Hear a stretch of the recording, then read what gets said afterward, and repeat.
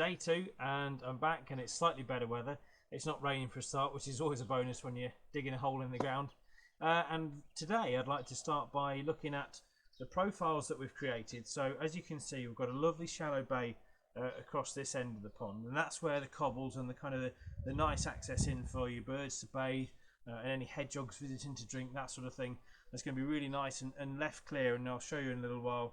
I'm not actually going to put any plants on that part of the pond, just to deliberately keep it nice and open so that birds feel safe to drink. If you've got all the vegetation around the pond and it's sort of grown up, birds tend to feel a little less easy about coming to visit, just because they find that obviously cats can hide in the long grass and sort of pounce on them. So if you've got an open bay, they have a bit more confidence in order to come down and bathe. Certainly that's my experience anyway. So there's going to be a nice shallow bay that end, and it graduates down nicely to a little bit of a drop off into what I call the well, if you like. And the only way you can really achieve your 2-foot depth of water that we've already spoke about in a pond of this size is to effectively build up the sides and create a little bit of a well in the middle. And I'm going to bring some rocks and boulders into the garden in a moment and start showing you how to build that. But if we take a second to look at what I said before, the edges of the pond, remember I said about leaving a 4 to 5 inch margin or shelf, if you like, around the edge, and that will just enable the liner to sort of sit nicely on that and then lip up the sides, and then it can be trimmed off at grass level. So you've got a very natural finish, and again we'll look at this shortly, but you'll see that lip coming into its own in a little while. Now the first thing to do before you start lining your pond is you want to just go through and just check that around you there's any kind of remaining sharp objects. So any stones, any sharp bits of flint or glass, just pull them out and put them to the side. A whole bit of pottery there. Chances are they won't go through the liner, but you just want to make absolutely sure you've got everything with as sharp an edge as possible out of the pond. The rest of it looks pretty good. So I'm going to get this, what I would call industrial strength fleece, which is available in rolls online, and it's quite a thick material. You actually struggle to put a knife through it, a Stanley knife, if it's not razor sharp. So a really good underlay, and of course you don't have to use this stuff. This stuff comes in 60 square meters online, but you can use old carpet or underlay from under your carpet, or even building sand if you want to, just to create a nice soft layer. All that's doing effectively is acting as deterrent to any sharp stones, like I say, that you may have missed when the water gets added to the liner, and of course that pressure then just pushes the liner into the ground. So a nice layer of fleece or underlay underneath your liner. So we're going to look at that now and then see how we can fit the liner after that.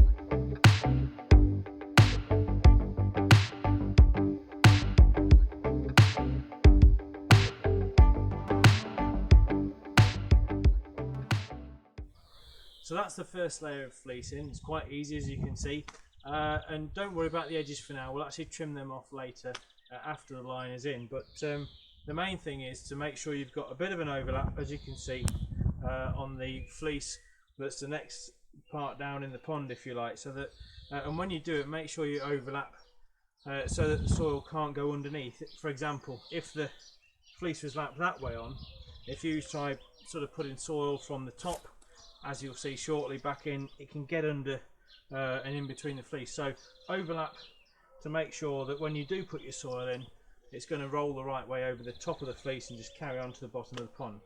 So that's about it for the first layer, and now it's time to get the liner and get that in.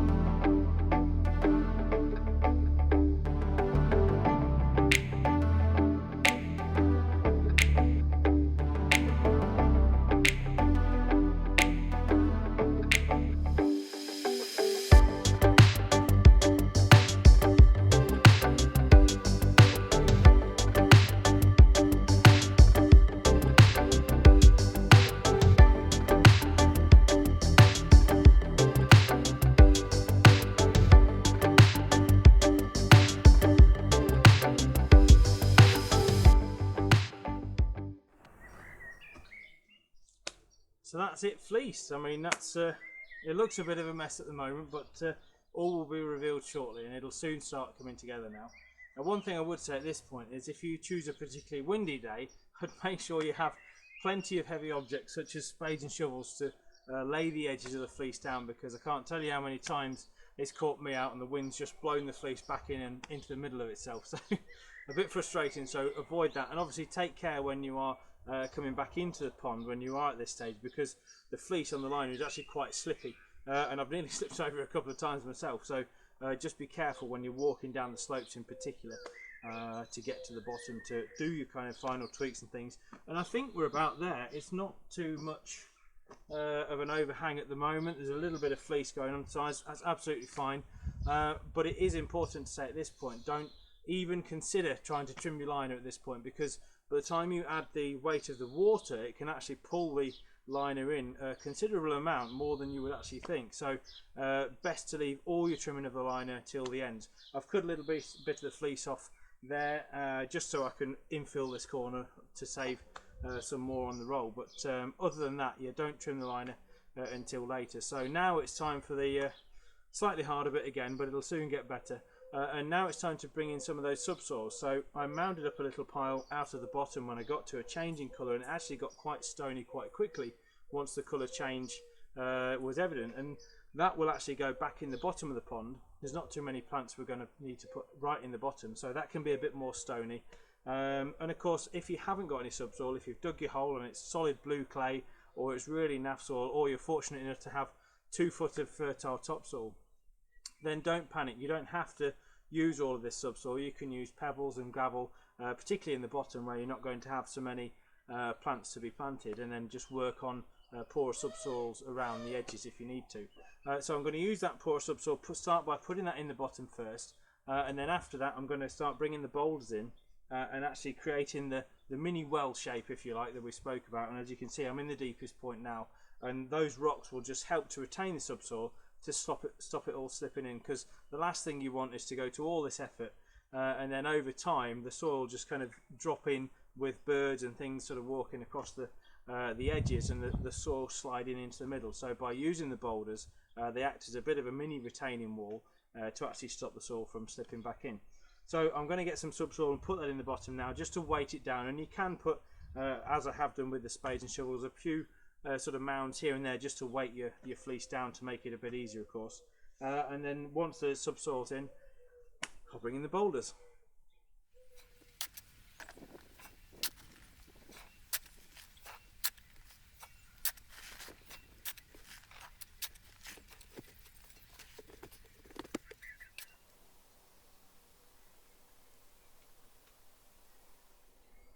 So as you can see, I've got some subsoil in the bottom now, and I've sort of tamped it all down. It's nice and firm. That's important because you want your stones at the bottom of your well, if you like, to have a nice firm base to sit on, nice and flat. So if you start on one side, these stones, by the way, are a granite stone, but they don't have to be any stone in particular. Generally limestones, or a lot of the limestones, will be a little bit softer, so a sandstone or a granite. But again, most garden centres or your local quarry will probably have sort of lumps of this stuff lying around, which may not be of any use to them, so you may be able to get a bit of a bargain if you've got a trailer, or you can get a few in the back of your car. But most garden centres will sell stones of this sort of size. Much above this and it gets a bit awkward to manhandle them, obviously. When doing this, by the way, wear some gloves. Trust me. Many a pinch I've had from a few rocks sort of slipping before, and they're quite abrasive on your fingers, so do wear some gloves when you're doing this. And all you need then is a rubber mallet. I use this for all the paving that I do as well, and it's a good way of just firming them in place. Just a few taps, just to give them a bit of stability. And then once you've got your first ones in, try and get the bigger ones at the bottom, of course, like you would if you were building a wall, just because they're going to provide a bit more support at the base of the stone structure. Although it's not a complete wall, it just, you know, gives you a bit more width at the bottom to get your next few rows on. So I'm going to get my shovel and get a bit more subsoil now, and that will of course just firm the stone into place, and that's already quite solid now. And once I get the rest of the stones around it and some more soil around it, that'll be perfect. So If we look to get another stone, a nice sort of big flat one, it'll rest nicely against the back wall. That goes nicely there.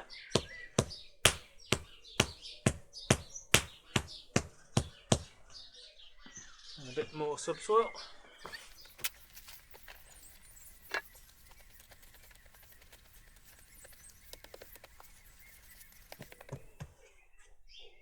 I'm already getting nice and solid. A bit more soil.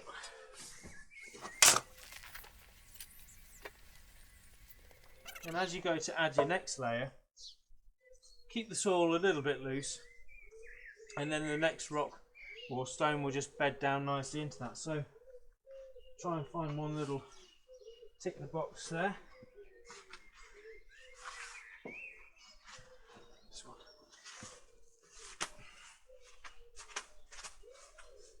And there's no real art to this, it's just a case of figuring out which way is going to work best for the stone that you've got. I like that, creates a little bit of an overhang, and of course creating these crevices and things just creates these little micro habitats for your invertebrates and everything else. Nicely bedded in. I'll work round and get another one on this side now.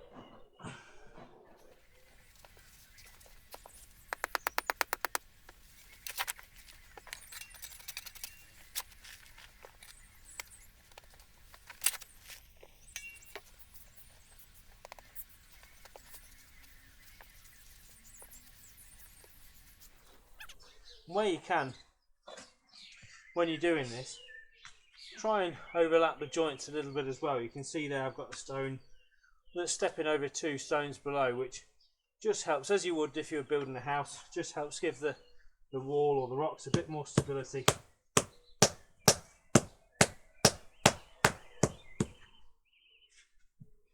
Nice and firm, and then keep doing that, and we'll have a look in a minute and see how I get on.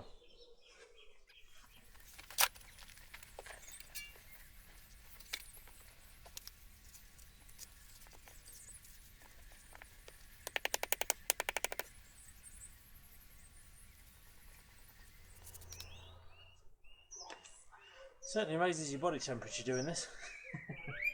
At least it's not the 24 degrees that it was 2 days ago. With it being overcast, it's ideal conditions really. But you can see the well's pretty much there now. So what I'm going to do now is just kind of work my way up, fill in the back of the stones and work out to the edges. And then when we excavated the soil, when I excavated it initially, the subsoil that came out the bottom, obviously because it's not a huge pond, it was a little bit limited as to the amount. There was only maybe 3 or 4 barrows worth. So, and of course, to do a pond the whole way over in 4 or 5 inches of subsoil is quite a reasonable amount. So I've actually brought some with me. But again, don't panic if you haven't got any.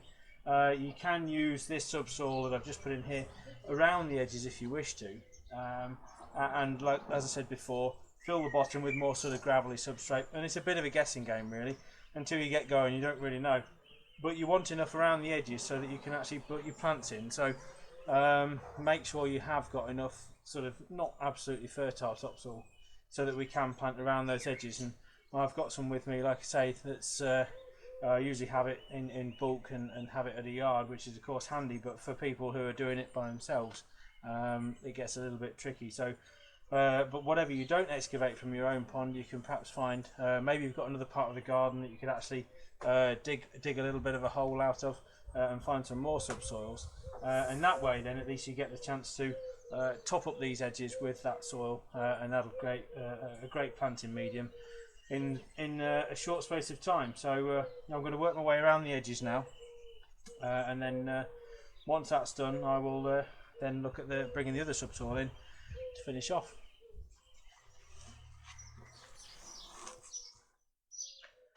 Oh, it's quite hot work doing this.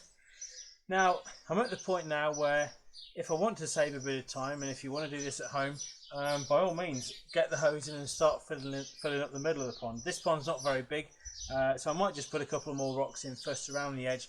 As you can see, my well is pretty much now built. I've got enough subsoil that I've brought in.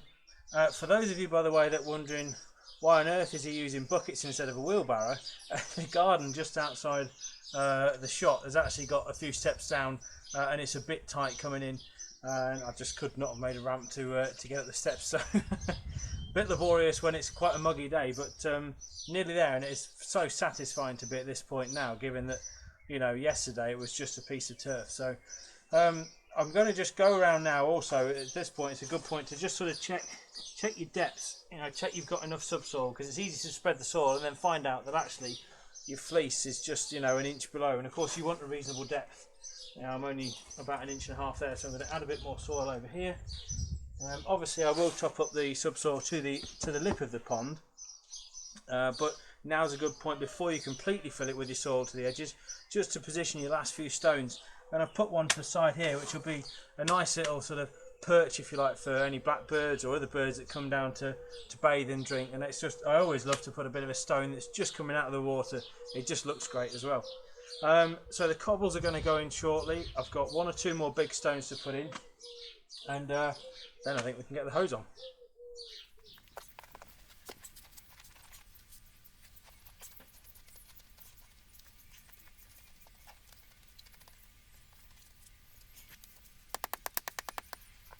Now I've positioned this big stone here. I think it's going to be a great little sort of hidey hole for frogs and things, and that's just going to be on the sort of the surface of the water, so I think there'll be a few frogs that take that quite nicely.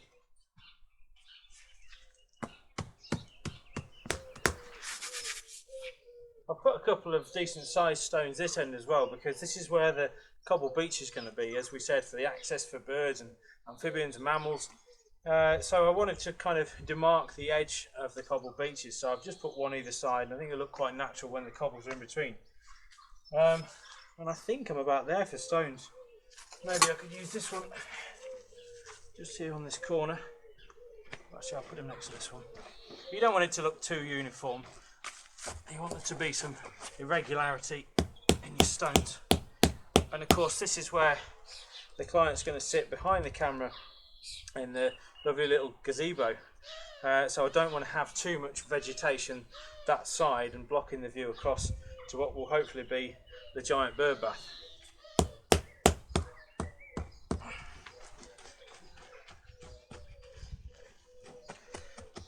Make sure there's plenty of soil around them. And underneath them to support them, just in case anybody puts a foot on them. I think I'm about there. Now what I want to do is leave that side fairly open, because that's against the herbaceous border and it's going to look really natural, having those native wildflowers and that coming up on the edge of the herbaceous border, so it almost blends into the border behind it. So I don't want to put too many rocks there. Got the stones that mark out where the beach is going to be. The well's done. I think we can get the hose on. The subsoil, by the way, I know we spoke earlier about how we would quarry it out of the ground, and I did save 3 or 4 barrows worth yesterday when I got down to the right levels, but of course that wasn't enough to do the actual pond itself. Now for those of you that are thinking, oh, I haven't excavated enough, obviously this subsoil that's on top I've actually brought in from the yard, but what you can do if you don't have enough subsoil is of course save what you dug out from the bottom to go around the edges, and as I said before, you can put stones, gravel, pebbles and that sort of thing in the bottom, and actually once you get, you know, to just around the edges, it's not a huge amount of soil that needs to go around there. And even this middle part, if you wanted to, you could turn into a nice sort of gravel sort of shallow bay if you wanted to, and then just keep the planting around the edges and just into the water. So don't panic if you haven't got a ready supply of subsoil. The other option, of course, if you want to do some and you want to, I don't know, maybe create a second wildlife pond in your own garden, and why not? The more the merrier in my eyes. But you can of course dig another hole in the garden, and obviously excavate some soil that way and get down to the subsoil layers just to finish this one off. So that's a bit of a tip for you, but don't panic too much, like I say, if you don't have enough excavated from your initial diggings. So I think we're about ready for the hose. Now when you do put the hose on, just a quick bit of advice, I'd always put it in a bucket, because of course once the hose comes out, you don't want it to be too fast and too much pressure could actually, you know, erode the soil from around the rocks and everything else. So I always put the hose or the nozzle, if you like, in the end of a bucket, let that fill up and just overflow.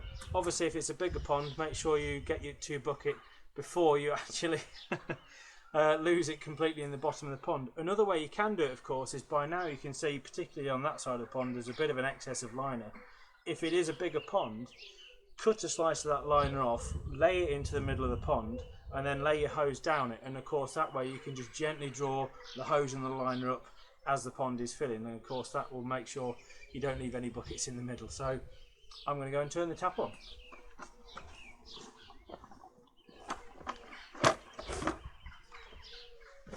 Most important bit, putting the tap on now.